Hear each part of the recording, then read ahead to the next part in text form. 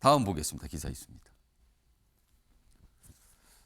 한동훈 장관하고 김의겸 민주당 의원이 등장하는 기사입니다. 경찰 필요하면 김의겸 소환.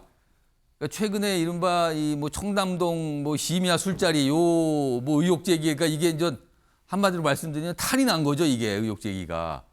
김의겸 의원이 이걸 국회에서 꺼냈는데 그래서 경찰이 필요하면 김의겸 의원 소환할 수 있다. 이런 입장 냈고요. 그리고 어제 또 한동훈 장관은 굉장히 또 강하게 얘기했어요. 이 상황을 얘기하면서 정치 깡패처럼 협업을 했다. 협업을 했다. 정치 깡패라는 표현을 씁니다. 좀 더 보죠.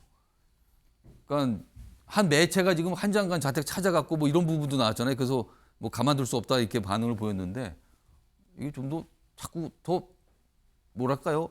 깊게 심각하게 좀 들어가는 것 같아요. 이 사안 자체가 지금요. 자, 그럼요. 이와 관련해서 여러 명이 목소리를 좀 냈는데요. 뭐 한동훈 장관도 포함되어 있습니다. 들어보시죠. 더 탐사 같은 데가 김의겸 같은 주류 정치인과 협업하거나 그 뒷배를 믿고 과거의 정치 깡패들이 하던 역할을 하는 것 같습니다.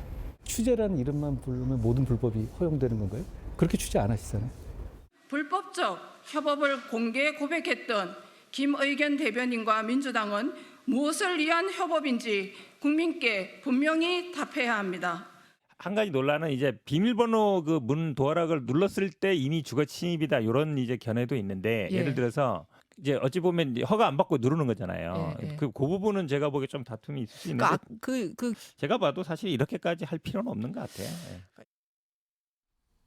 자, 신정현 전 부위원장께 김의겸 의원 아까 제가 표현했는데 약간 탈이 났다고 했어요. 상황이 그렇게 됐습니다. 지금 당 대변인을 맡고 있고요. 민주당은 굉장히 좀 부담스러운 상황에 처했는데 김의겸 대변인 민주당으로서는 어떻게 좀 해야 됩니까? 지금 이 상황에서. 일단 빨리 고리를 끊어야 됩니다. 더 탐사와 김의겸 혹은 더 탐사와 민주당이 뭔가 연결되어 있다는 고리를 빨리 끊을 필요가 있어요. 자꾸 이런 보도가 나오면 민주당이 뭔가 연결되어 있는 것 같다 이런 인식과 분위기를 주게 된다는 겁니까? 그러면? 예. 그래서 사실은 지난 국감 당시에 김의겸 의원이 더 탐사와 협업을 했다라는 워딩을 한번 던지면서 마치 민주당과 더 탐사가 긴밀한 관계가 있다라는 것처럼 언론사가 이제 취재를 했지만 실제로는 그렇지 않거든요. 그리고 또 김의겸 의원의 그때 발언을 가지고 한동훈 장관은 정치 깡패라는 용어까지 써가면서 강하게 비판을 하고 있죠. 저는 그런 식의 발언 그리고 국민의힘이 함께 얹어져 가지고 비판하는 걸 보면서 본인들의 올챙이적 시절을 왜 기억 못하나. 예를 들면은 과거 이은재 전 자유한국당 의원이 뭐라 그랬습니까? MS 오피스와 한글 워드 이거 마이크로소프트에서 왜 샀습니까? 당신네들 그쪽과 관계 있는 거 아닙니까? 이런 식으로 해서 사실과 전혀 관계없는 말로 국감 당시에 문제 제기를 하기도 했죠. 김용판 국힘의원도 마찬가지입니다. 실제로 존재하지 않았던 돈 뭉치가 이재명 당시 경기도지사에게 전달된 거 아닙니까? 사진까지 들이대면서 사실과 관계없는 사실 나중에 허위라고 확인된 내용들을 이렇게 하였습니다. 하지만 그때 당시 민주당이 혹은 그때 당시 경기도지사였던 이재명 지사가 개인적으로 고소를 하거나 정치 깡패다 이런 표현을 쓰지는 않았습니다. 사실은 그때 당시에는 이제 국회에 윤리위에 회부를 하는 방식으로 해서 절차와 과정을 가져갔죠. 지금처럼 한동훈 장관의 저런 거친 워딩들과 또 고소고발로 이어지는 방식으로 국무위원이 국회를 압박하고 국무위원이 국회의원에게 협박을 가하는 방식으로 이야기가 진행된다면 이것은 엄밀히 피감기관인 행정부가 감사기관인 이 국회를 오히려 밀어붙이는 사실은 민주주의 사회에서 있어서는 안 될 일들이 벌어질 수 있는 것입니다. 그래서 그런 면에서는 한동훈 장관도 자중할 필요가 있고요. 더 이상 이러한 문제가 좀 공론화되지 않도록 또 당 안에서도 조금은 더 내부적인 합의와 협의가 좀 진행될 필요가 있겠습니다. 제가 30초만 할게요. 지금 아주 거창한 얘기를 하시는데요.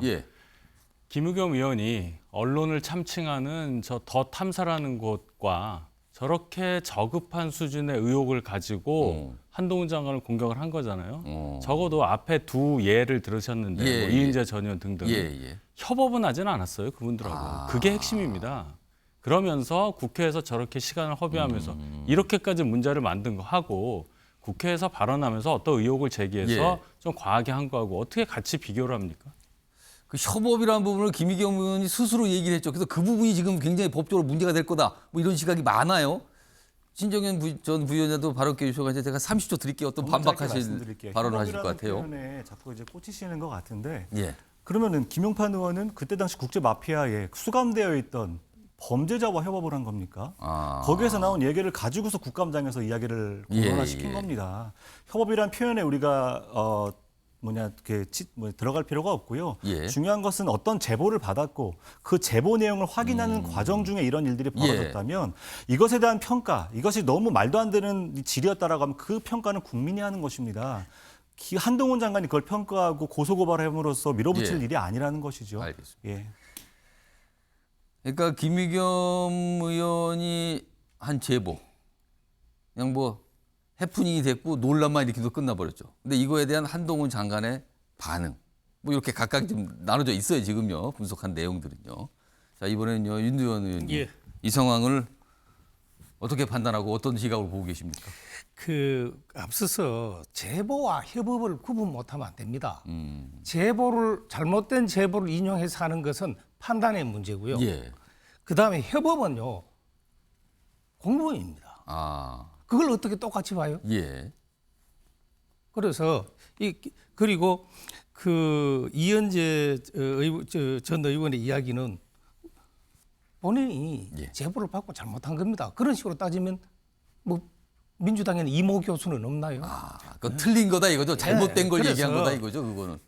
자기 거를 안 보고 예. 가장 좋은 것은 스스로 고치는 겁니다. 예. 그리고 이 이야기가 처음 나왔을 때 제가 이야기했습니다. 워낙 그 내용 상황이 보면 엉성해서 여기서 이야기하는 것이 부끄러울 지경이라고 제가 말씀을 드렸습니다. 예. 기자를 했으면 대충 보는 눈이 있습니다. 이게 사실관계가 맞는 것 같아 아닌 예. 것 같아. 그리고 조금 의심스러우면 좀 더 확인을 해야 되고 그런 것 없이 협업을 했잖아요. 근데 엉터리잖아요. 너무나 엉성하잖아. 예. 그러면 이게 나쁜 의도가 있는 거예요. 그라고 볼 수밖에 없다라는 말씀을 드리고요. 예. 지금도 이 김의겸 의원은 기자 출신이라면 그래서 그쪽에 많이 안다고 이야기한다면 예. 단순한 사실관계를 넘은 진실을 찾는 그 노력이 있어야 된다. 그럼 그렇게 보면 이것은 엄청난 사고입니다. 그러면 자꾸 지금 이상한 이야기 하지 말고 예. 잘못된 행위에 대해서 사과하고 책임지는 자세를 보이는 것이 맞다라는 말씀드리고요. 그다음 더 탐사 뭐 언론 참칭이라고 하는데 그 언론 호소 매체라고 할까요? 이게 과연 우리가 언론이라면은 뭘 해야 되지? 기본적으로 진실을 찾아가야 됩니다. 예. 이게 과연 진실을 찾나요? 자기가 가깝다고 생각하는 정파에 이익이 되는 행위를 찾아다니잖아요.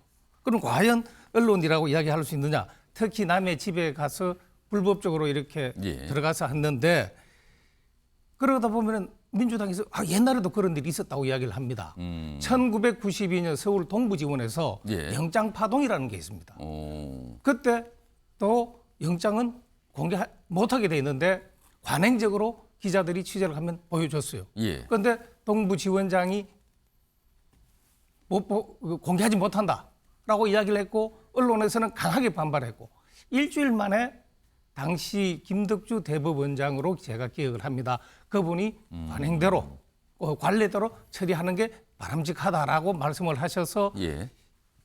이 영장이 다시 취재가 됐는데 그때는 그랬지만 지금은 영장 안 보여주잖아요. 예. 세상이 개인의 프라이버시 존중하는 쪽으로 가는 겁니다. 알겠습니다.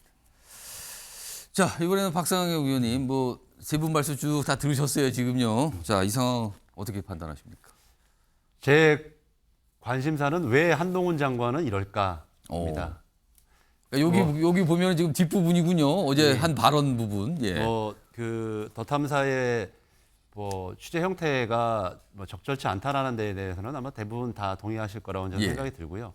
한동훈 장관은 좀 전에 우리 신정현 우리 전 부의장이 얘기하신 것처럼 국무위원으로서 도저히 좀 상상하기 어려운 좀 단어들과 언행들을 하죠. 결국 이것은 앞으로 차기 출마를 염두에 두고 자신의 몸값을 높여 나가고자 하는 총선 말씀하시는 겁니까? 당연하죠. 최근에 보도에 의하면 한동훈 중심 선대위를 구성하겠 뭐 해서 내년 선거를 준비한다 이런 보도도 심심치 않게 나오고 있는 것으로 볼 때 예. 결국 저는 다 이런 내년 총선을 바라보는 연장선상에 있고 또 예. 한동훈 장관이 총선뿐만 아니라 그 후 또 차기 대선까지도 생각하는 뭐 이런 염두 차원 관점에서 예. 자신의 몸값을 띄우기 위해서 더 적극적으로 자신이 윤석열 정부의 적자이고 예. 민주당과 싸우는 사람이다라는 이미지를 심기 위해서 더 자극적인 언어를 사용하고 있다고 생각합니다. 알겠습니다. 윤석 전 대표님께서 계속 들으면서 이제 계속 손을 드세요 지금요. 제가 한 30초 드릴게요. 네. 말씀하세요. 아까 협업 얘기만 제가 했는데요. 김의겸 의원 경우에 문제가 되는 것은 한 예. 번이 아니라 여러 번에 걸쳐서 단기간에 최근에 그렇습니다. 좀. 너무 큰 헛발질을 한 사람에게만 계속 하고 있기 때문에 문제가 된다는 말씀을 추가로 하고 예. 한동훈 장관 출마 여부 저희 선대위 그걸 어떻게 아시죠? 저희 전당대회 시점도 몰라요. 민주당 내부 사정이 더 복잡하리라 이렇게 생각합니다. 알겠습니다. 아까도 이준석 전 대표 얘기, 한동훈 장관 얘기, 총선이라는 얘기가 똑같이 나오는데 약간 뭔가 방향은 달라 보이죠 지금요, 살짝 이렇게 좀 패널부터 언급 좀 하셨습니다.